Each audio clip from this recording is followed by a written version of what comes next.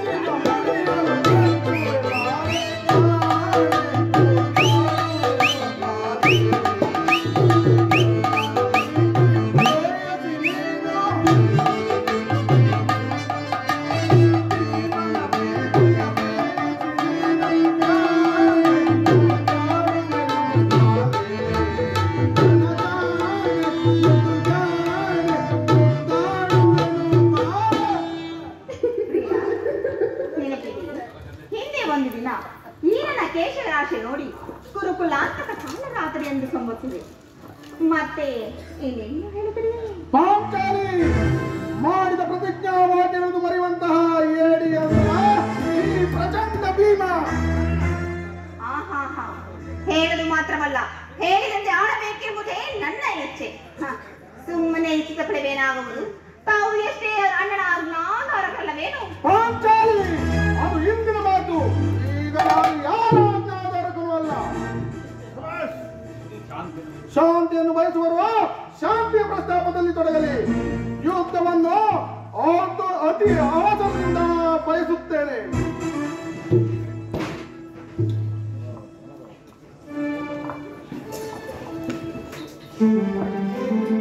ನೋಡೋಣ, ಆಗಲೇ ದೇವತೆಯನ್ನು ಸಂಜೆಯ ಪ್ರಸ್ತಾಪವನ್ನು ಕೆರಳಿದ ಸಿಂಹದಂತೆ ವಿಜೃಂಭಿಸುತ್ತಿರುವ ಆತನನ್ನು ಸಮಾಧಾನ ಪಡಿಸಲು ನಿನ್ನ ಹೊರತು ಮತ್ತಾರೂ ಶಕ್ತರಲ್ಲ. ಭಾರತ ಈ ಸಾರಿ ಭೀಮನ ಕೋಪಕ್ಕೆ ದ್ರೌಪದಿಯೇ ಕಾರಣವೆಂದು ತೋರುವುದಿಲ್ಲ. ಶ್ರೀಕೃಷ್ಣ ಪರಮಾತ್ಮನು ಹೇಳುತ್ತಿದ್ದನು, ಜಗತ್ತಿನ ಸುಖ ದುಃಖಗಳಿಗೆಲ್ಲ ಸ್ತ್ರೀಯರೇ ಮೂಲ ಕಾರಣವೇ.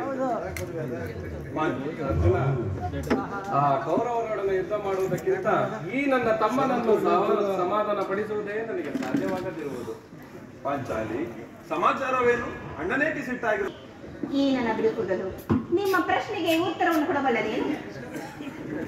ಅಗ್ರಜ, ನನಗೆ ಯಾರಲ್ಲಿಯೂ ಕೋಪವಿಲ್ಲ. ಅರ್ಜುನ ಸಮ್ಮುಖದಲ್ಲಿ ನಿನ್ನ ಒಂದು ವಿಚಾರವನ್ನು ತಿಳಿಸಲೆಂದು ಬಹು ದಿನದಿಂದ ನಿರೀಕ್ಷಿಸಿದೆನು. ಈಗ ನೀರುವರ ಮುಂದೆ ಹೇಳುವೆನು. ಈ ಸಂಧಿಯ ವಿಷಯವು ನಿಮಗೆ ಉಚಿತವಾಗಿ ಕಾಣಬಹುದು. ಅರ್ಜುನನು ಅನುಮೋದಿಸಬಹುದು, ನಕಲ ಸಾಧನೆಯವರು ಸುಮ್ಮನಿರಬಹುದು. ಆದರೆ ಈ ದಾಸ್ಯ ವೃತ್ತಿಯನ್ನು ನಾನು ಕಳಂಕವೆಂದೇ ಭಾವಿಸುವೆನು. ದರಿದ್ರ ಭಿಕ್ಷಕರಂತೆ ಕಂಡವರ ಮನೆಯ ಮುಂದೆ ಸಂಧಿ ಯಾಚನೆ ಮಾಡಲು ಪಾಂಡರಾಜೇಂದ್ರ ನಮ್ಮನ್ನು ಪುತ್ರನಾಗಿ ಪಡೆಯಲಿಲ್ಲ. ಈ ವಿಷಯವು ನಿಮಗೆ ಸಹ್ಯವಾಗಿ ಕಾಣಬಹುದು. ಆದರೆ ಈ ಭೀಮನು ಒಂದು ನಿಮಿಷವೂ ಸಹಿಸತಕ್ಕವನಲ್ಲ. ಯುದ್ಧಕ್ಕಾಗಿ ನಿನ್ನ ಅನುಮತಿಯನ್ನಾಗಲಿ ಅರ್ಜುನನ ಸಹಾಯವನ್ನಾಗಲಿ ಇವೆರಡನ್ನೂ ಬಿಡುವುದಿಲ್ಲ.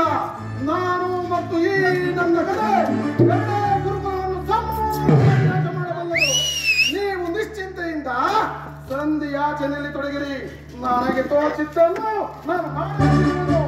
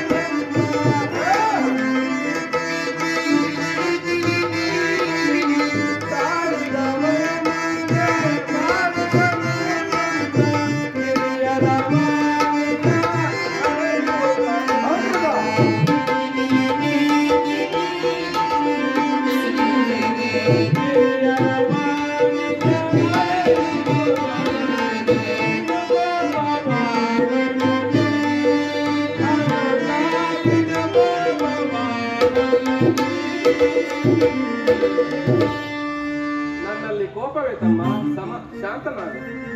ಕೋಪ ಮಾಡಬೇಡವೇ. ಧರ್ಮಜನು ನಮ್ಮೆಲ್ಲರಿಗೂ ಹಿರಿಯವನು. ಆತನ ಇಷ್ಟಕ್ಕೆ ವಿರುದ್ಧವಾಗಿ ಯುದ್ಧವನ್ನು ಪ್ರಾರಂಭಿಸುವುದು ಅನುಚಿತ. ಪಾಂಚಾಲಿ,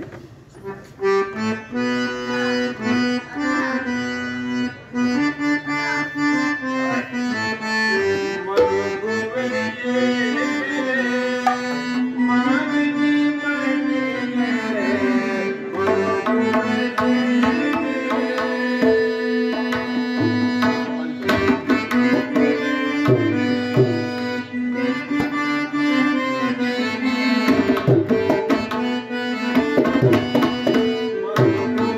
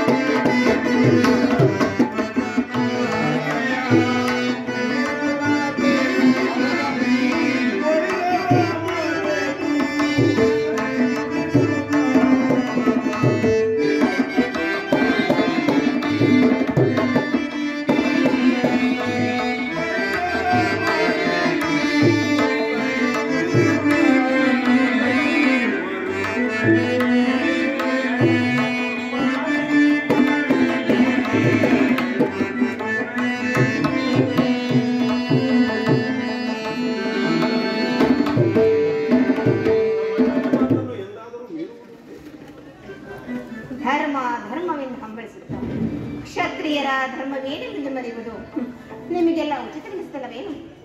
ದ್ರೌಪದಿ, ಯುದ್ಧದಂತೆ ಶಾಂತಿ ರಕ್ಷಣೆಯು ಕ್ಷತ್ರಿಯರ ಕರ್ತವ್ಯವಲ್ಲವೇ? ಯುದ್ಧವು ಎಂಥ ಘೋರ ಕಾರ್ಯವೆಂಬುದನ್ನು ನೀನು ತಿಳಿದಿಲ್ಲ. ನಾ ಒಂದು ವೇಳೆ ಅಭಿಮಾನಕ್ಕೆ ವಶರಾಗಿ ಯುದ್ಧವನ್ನು ಪ್ರಾರಂಭಿಸಿದರೆ ಆ ವಿಚಾರಗಳಿಗಾಗಿ ಮುಂದೆ ನಾವೇ ದುಃಖಿಸಬೇಕಾಗಿರುವುದು. ಅದಕ್ಕಾಗಿ ಎದರಿ ನಾನು ಸಂಧಿಗಾಗಿ ಸರ್ವ ಪ್ರಯತ್ನವನ್ನು ಮಾಡುತ್ತಿರುವೆ. ರಾಜ, ಗೌರ್ಯರೆಂದು ಸಂಧಿಗೆ ಕಳಿಸಿ ಅಪಮಾನಪಡಿಸಿದೆ. ಪುನಃ ಶ್ರೀಕೃಷ್ಣ ಪರಮಾತ್ಮನ ಕಳಿಸಿ ಅಪಮಾನಪಡಿಸಿ ಎಂಬುದೇನೇನು ಚಿಂತೆ ಆಗಿದೆ? ಏನೇ ಕೋಲಾಹಲ? ಅರ್ಜುನ, ಮಾಡಿದ ಪ್ರತಿಜ್ಞೆಯನ್ನು ಮರೆಯುವಂತಹ ಏಡಿಯಲ್ಲ ಈ ಭೀಮ.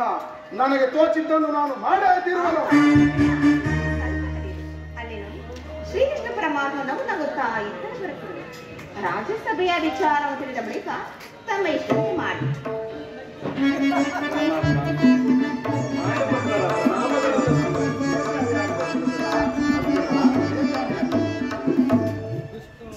ಅಣ್ಣ, ನಿನ್ನ ಪಾದಗಳಿಗೆ ಪರಮಾತ್ಮ, ನಾನು ಇಲ್ಲಿಂದಲೇ ವಂದಿಸುವೆನು. ನಾನು ಇಲ್ಲಿಂದಲೇ ಆಶೀರ್ವದಿಸುವೆನು. ಪರಮಾತ್ಮ, ಹೋದ ಕಾರ್ಯವೇನಾಯಿತು? ಹೋದವನಾರು ಕೃಷ್ಣನಲ್ಲವೇ? ಅಂದರೆ ಎಲ್ಲವೂ ಸಮರ್ಪಕವಾಗಿಯೇ ನಡೆಯಿತು.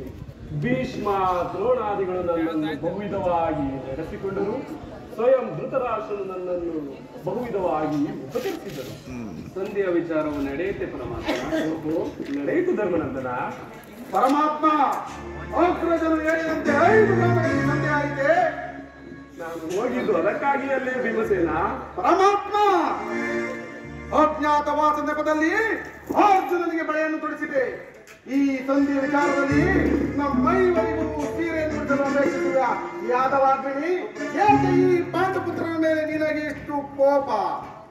ಭೀಮಸೇನ, ನಿನಗಿಷ್ಟೊಂದು ಅಸಹನೆ ಏಕೆ? ಸ್ವಲ್ಪ ಸಮಾಧಾನ ತಂದುಕೊಂಡು ನಾನು ಹೇಳುವ ಮಾತನ್ನು ಸಂಪೂರ್ಣವಾಗಿ ಕೇಳು. ಅದು ನಿನಗೆ ಹೆಚ್ಚಿಗೆ ಸಂಬಂಧಿಸಿದ ವಿಷಯ. ಈ ಸ್ವಾಭಿಮಾನ್ಯ ಶೂನ್ಯವಾದ ಈ ಸಂಧಾನದೊಡನೆ ಈ ಪ್ರಚಂಡ ಭೀಮನಿಗೆ ಎಂತಹ ಸಂಬಂಧ ಇರುವುದಯ್ಯ, ಇರುವುದು ಅತ್ಯಂತ ನಿಕಟವಾದ ಸಂಬಂಧವಿರುವುದು ಭೀಮಸೇನ. ಪರಮಾತ್ಮ, ಸಭೆಯಲ್ಲಿ ಏನೇನು ನಡೆಯಿತು? ಧರ್ಮನಂದನ, ನಿಮ್ಮ ಈ ಸಂದೇಶವನ್ನು ರಾಜ್ಯಸಭೆಗೆ ತಿಳಿಸಿದನು. ಅವರೆಲ್ಲರೂ ಒಪ್ಪಿದರು. ಯಾರು ಒಪ್ಪಿದರು? ಭೀಷ್ಮ, ದ್ರೋಣ, ಧೃತರಾಷ್ಟ್ರ ಮುಂತಾದವರು. ಆ ದುರ್ಯೋಧನ, ಆತನೂ ಸಹ.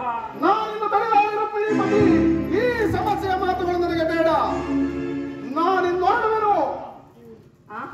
ಪ್ರಿಯಾ, ಸ್ವಲ್ಪ ತಡೆಯಿರಿ. ಅಣ್ಣನ ಮಾತನ್ನು ಮುಗಿಯಲಿ. ನಿಮ್ಮಣ್ಣನ ಮಾತು ಮುಗಿದೊಳಗೆ ನನ್ನ ತಾಳ್ಮೆ ಮುಗಿದು ಹೋಗುವುದು. ಇನ್ನು ನನಗೆ ಇಲ್ಲಿ ಕೆಲಸವಿಲ್ಲ. ಈ ದುರ್ವಾರ್ತೆಯನ್ನು ಕೇಳುವುದೇ ನಿನ್ನ ಇಚ್ಛೆ ಇದೆ ಕೃಷ್ಣ. ಸಾಧಿಸು, ಚೆನ್ನಾಗಿ ಸಾಧಿಸು. ಸಹೋದರರೇ, ಈ ಅಪೌರುಷ ಫಲವನ್ನು ನೀವೇ ಪುಂಜಿಸಿರಿ. ಇದರಲ್ಲಿ ಭೀಮನಿಗೆ ಯಾವ ಭಾಗವೂ ಬೇಡ. ಯಾರ ಸೇರಿ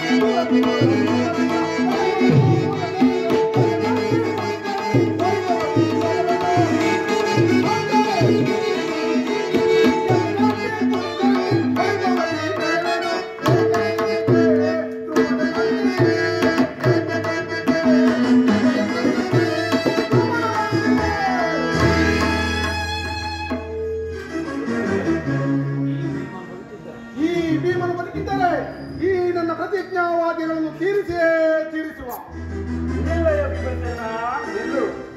ನೀನು ನಿಜವಾಗಿಯೂ ಲಿಂಬಾಪತಿಯೇ ಸರಿ. ಇಷ್ಟು ಕೋಪವಿಲ್ಲದಿದ್ದರೆ ಆ ರಾಕ್ಷಸನಿಯನ್ನು ಹೇಗೆ ತಾನೇ ಆಗಲು ಸಾಧ್ಯ? ಪರಮಾತ್ಮ, ಸಮಾಧಾನ ತಂದುಕೊಂಡು ನಾನು ಹೇಳುವ ಮಾತನ್ನು ಸಂಪೂರ್ಣವಾಗಿ ಕೇಳಬೇಕು ಸೇನ.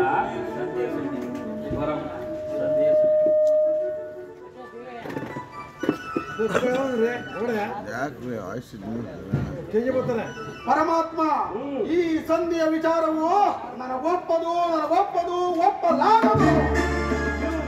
ಭೀಮಸೇನ, ಇದು ಒಪ್ಪುವ ವಿಚಾರ ಹೊಂದಿರುವುದು. ಆ ದುರ್ಯೋಧನನಿಗೆ ಒಂದು ಪ್ರಿಯವಾದ ಸಂದೇಶವನ್ನು ಕಳಿಸಿರೋದು ಭೀಮಸೇನ. ಏನು ದುರ್ಯೋಧನ ಸಂದೇಶ? ಹಾಗಾದರೆ ಇದು ಸಂಧಿ ಆಗಿರಲಾರದು. ಹೇಳು ಪರಮಾತ್ಮ. ಭೀಮಸೇನ, ಅದನ್ನು ಕೇಳುವ ಇಚ್ಛೆ ನಿನಗಿದ್ದರೆ ನೀನು ನನ್ನ ಬಳಿ ಕೈ ಕಟ್ಟಿಕೊಂಡು ಕುಳಿತುಕೊಳ್ಳ. ನಿಂತಲೇ ಹೇಳಿಬಿಡು. ನೀನು ಕುಳಿತುಕೊಳ್ಳದ ಹೊರತು ನಾನು ಆ ವಿಷಯವನ್ನು ಹೇಳುವುದಿಲ್ಲ ಭೀಮಸೇನ. ಏಕೆ ಈ ಪರಿಹಾಸ್ಯ ಕೃಷ್ಣ? ಭೀಮಸೇನ, ಇದು ಪರಿಹಾಸ್ಯವಲ್ಲ. ನಿನ್ನನ್ನು ಕಂಡರೆ ನನಗೆ ಅಷ್ಟೊಂದು ಭಯ. ಭೀಮಸೇನ, ಆ ಗದೆಯನ್ನು ಸ್ವಲ್ಪ ದೂರವಾಗಿಟ್ಟು ಈ ನನ್ನ ಪಾರ್ಶ್ವದಲ್ಲಿ ಕುಳಿತಕ್ಕೋ. ಆಗ ಹೇಳುವ ನಿನಗೆ ಪ್ರಿಯವಾದ ಸಂದೇಶವನ್ನು. ಪರಮಾತ್ಮ, ನಿಶ್ಚಯಂತೆ ಆಗಲಿ. ಭೀಮಸೇನ, ಕೋಪ ಮಾಡುವುದಿಲ್ಲವಷ್ಟೇ. ಆಗಲಿ. ಅರ್ಜುನ, ಪರಮಾತ್ಮ, ಈ ಗದೆಯನ್ನು ಸ್ವಲ್ಪ ಹಿಡಿದುಕೋ. ಬಿಡಯ್ಯ. ಯಾಜ್ಞಸೇನಿ, ಅಣ್ಣ ನಾನು ಹೇಳಿದಂತೆ ಮಾಡಬೇಕು ಕಣ್ಣಯ್ಯ. ಅಣ್ಣ, ನಿಮ್ಮ ಮಾತನ್ನು ನಾನು ಎಂದಾದರೂ ಮೀರಿರುವೆ? ಹಾಗಾದರೆ ತೆಗೆದುಕೋ. ಈ ಹಗ್ಗವು ನನಗೆ ಒಂದು ಕಡೆ ಪುರಸ್ಕಾರ ರೂಪವಾಗಿ ದೊರಕಿರುವುದು. ಈ ಹಗ್ಗದ ಸಹಾಯದಿಂದ ನಿನ್ನ ಪತಿಯ ಕರಗಳನ್ನು ಬಂಧಿಸುವ. ಇದೇನು ಪರಿಹಾಸವೇ ಅಣ್ಣ? ಪರಿಹಾಸ್ಯವಲ್ಲ ಯಾಜ್ಞಸೇನಿ. ಶತ್ರುಗಳ ಎಡಮುಡಿಯನ್ನು ಕಟ್ಟುವುದಲ್ಲಿ ನೀನು ಬಹಳ ಪಂಡಿತ ಇರುತ್ತೆ. ಅದರಂತೆ ನಿನ್ನ ಪತಿಯ ಕರಗಳನ್ನು ಬಂಧಿಸಲು ಬರುವುದೋ ಇಲ್ಲವೋ ಕಟ್ಟು. ಭೀಮಸೇನ, ಪರಮಾತ್ಮ, ಆ ವಿಷಯವನ್ನು ಕೇಳುವ ಇಚ್ಛೆ ನಿನಗಿದ್ದರೆ ಪಾಂಚಾಲಿ, ಪರಮಾತ್ಮನು ಹೇಳಿದಂತೆ ನನ್ನ ಕರಗಳನ್ನು ಶೀಘ್ರವಾಗಿ ಬಂಧಿಸು.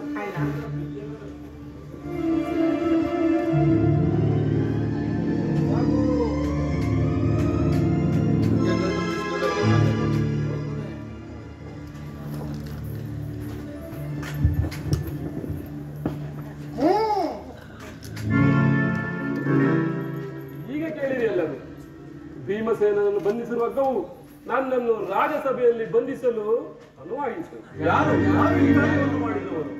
ಏನು ಈ ಹಗ್ಗದಿಂದ ಕೃಷ್ಣನನ್ನು ಬಂಧಿಸಿದರೆ ಯಾರು ಈ ದುರಾಭಿಮಾನದ ಕೆಲಸವನ್ನು ಮಾಡಿದವರು? ಮತ್ತಿನ್ಯಾರು ಭೀಮಸೇನ? ದುರಭಿಮಾನಿಯಾದ ದುರ್ಯೋಧನನು ಆಜ್ಞೆ ಮಾಡಿದನು. ದುರಾಚಾರಿಯಾದ ದುಶ್ಯಾಸನನು ಈ ಕಾರ್ಯವನ್ನು ಮಾಡಿದನು. ಇಂತಹ ಸಾಹಸವನ್ನು ಅವರಿಗಲ್ಲದೆ ಮತ್ತಿನ್ಯಾರಿಗೆ ಮಾಡಲು ಸಾಧ್ಯ ಭೀಮಸೇನ?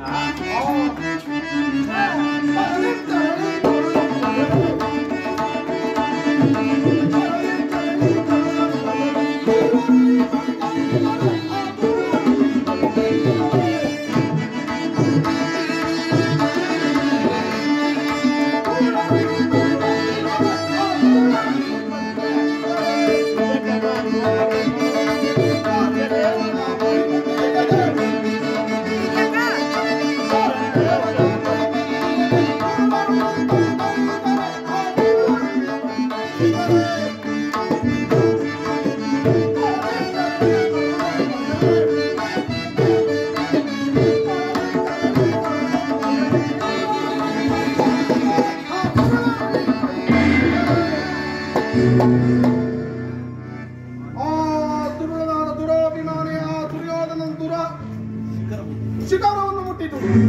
ಅಗ್ರಜ, ಧನಂಜಯ, ಇದಕ್ಕೆ ನಿಮ್ಮ ಉತ್ತರವೇನು? ಮಾತ್ರವಲ್ಲ ಭೀಮಸೇನ, ಆ ದುರ್ಯೋಧನ ನಿಮ್ಮ ಸಂದೇಶಕ್ಕೆ ಕೊಟ್ಟ ಉತ್ತರವನ್ನು ಹೇಳುತ್ತೇನೆ ಕೇಳಿ.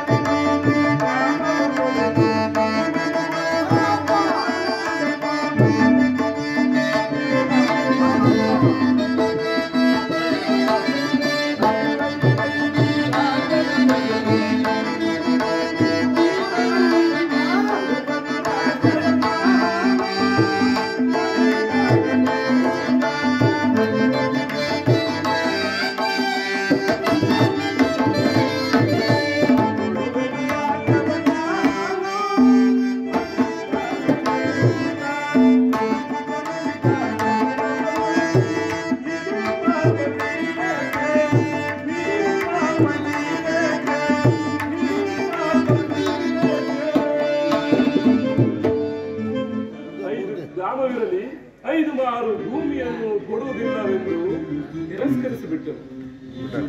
ನೀವು ಸಂಧಿಯನ್ನು ಅಪೇಕ್ಷಿಸುವುದಾದರೆ ಅದು ದೊರಕುವುದು ರಣಾಂಗಣದಲ್ಲಿ, ಶಸ್ತ್ರಾಸ್ತ್ರಗಳ ಸ್ಪರ್ಶದಲ್ಲಿ, ವೀರರತಿಕರ ಮಹಾಕೋಶದಲ್ಲಿ ಎಂದು ಹೇಳಿದನು ಭೀಮಸೇನ.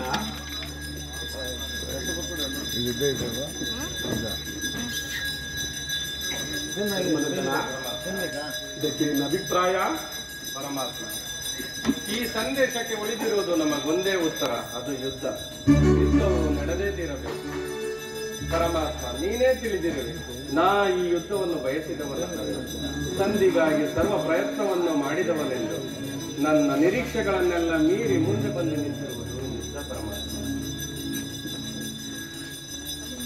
ಅಗ್ರಜ ಧನಂಜಯ, ಈ ಕರಗಳನ್ನು ಬಿಚ್ಚು. ನೀನೆಲ್ಲಿ ಬಿಚ್ಚಿ ತುಂಬಿದ ಸಭೆಯಲ್ಲಿ ದ್ರೌಪದಿಯ ಸೀರೆಯನ್ನು ಎಳೆಯುವಾಗ ಧರ್ಮ ಧರ್ಮ ಎಂದು ಧರ್ಮದ ಗೊಟ್ಟು, ನೀನೊಬ್ಬ ಗೊಟ್ಟು. ಅರ್ಜುನ, ಪಾಲ್ಗುಣಿ, ಕಿರೀಟಿ, ನೀನಾದರೂ ನನ್ನ ಕರಗಳನ್ನು ಬಿಚ್ಚು. ನೀನೆಲ್ಲಿ ಬಿಚ್ಚಿ ವಿರಾಟನ ಆಸ್ಥಾನದಲ್ಲಿ ಕಾಲಿಗೆ ಗೆಜ್ಜೆಯನ್ನು ಕಟ್ಟಿ ತಕ್ಕ ಆಟ ಕಲಿಸಿದನಲ್ಲವೇ? ನಿಮ್ಮೆಲ್ಲಿಂದಾದೀತು? ನನಗುಳಿರುವುದು ಒಂದೇ ದಾರಿ, ರತ್ನ ಮುಕುಟ ದಾರಿ. ಶ್ರೀಕೃಷ್ಣ, ನೀನಾದರೂ ನನ್ನ ಕರಗಳನ್ನು ಬಿಚ್ಚು.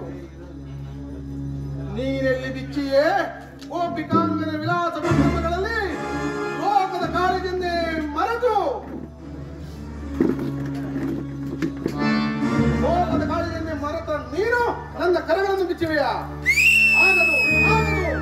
ಈ ನನ್ನ ಕರಗಳನ್ನು ನಾನೇ ಬಿಚ್ಚಿಕೊಳ್ಳಬಹುದು.